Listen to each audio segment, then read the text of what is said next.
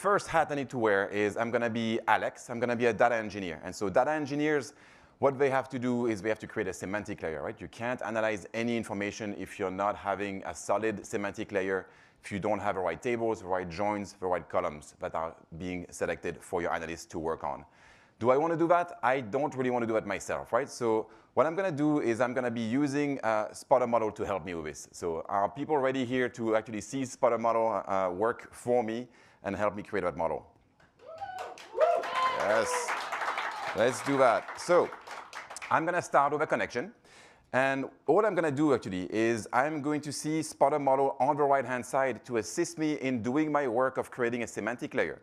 All I'm doing here is literally giving the purpose of the model I'm trying to build and some business context. On the left-hand side, I still have all of my tables. I still will have to select all of my columns.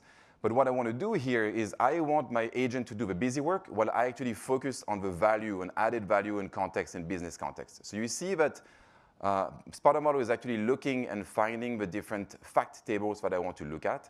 It actually even understands and explains to me in summary which each table is there for. So calendar, like which listing is available when, which booking transactions are actually there, are reviews actually interesting for seeing the listing and the property performance. All of that seems great. It gives me a performance and a confidence range as well. So I'm going to start adding that to the canvas.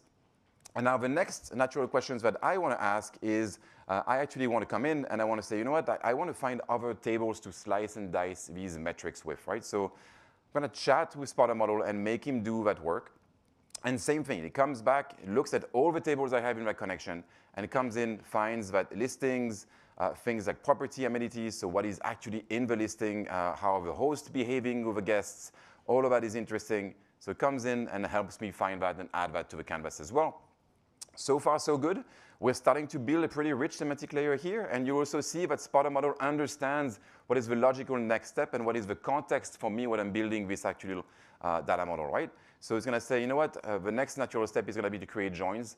I don't know about you, but creating joins for me is not really a passion of mine. Like I basically, you have to find the join direction, you have to find which tables you want to join together, the cardinality, you have to understand one to many, many to one, all these different things, right? I don't want to really do this. Again, I want to actually coach SpotterModel. I want to review the work that it does for me. I don't want to do it myself. And you'll see that, again, SpotterModel goes in, finds the different associations between the tables, and also tells me why he wants to do the join. And then I can also take a look. It's like, OK, one listings for many bookings. That makes sense to me. One listings, many reviews. Same thing, makes sense. And I can review all the joins, and I can review why he wants to join that for me. And I'm going to add that to the canvas.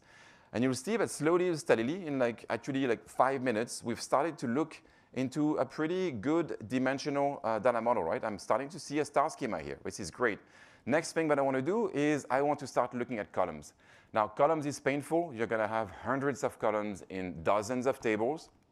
This is where I love to see SpotterModel do the work for me. This is where I'm going to take a sip of coffee because I hate doing this, and I'm going to see SpotterModel do that for me as well. So I might as well just take a second, relax, and see that do the work for me.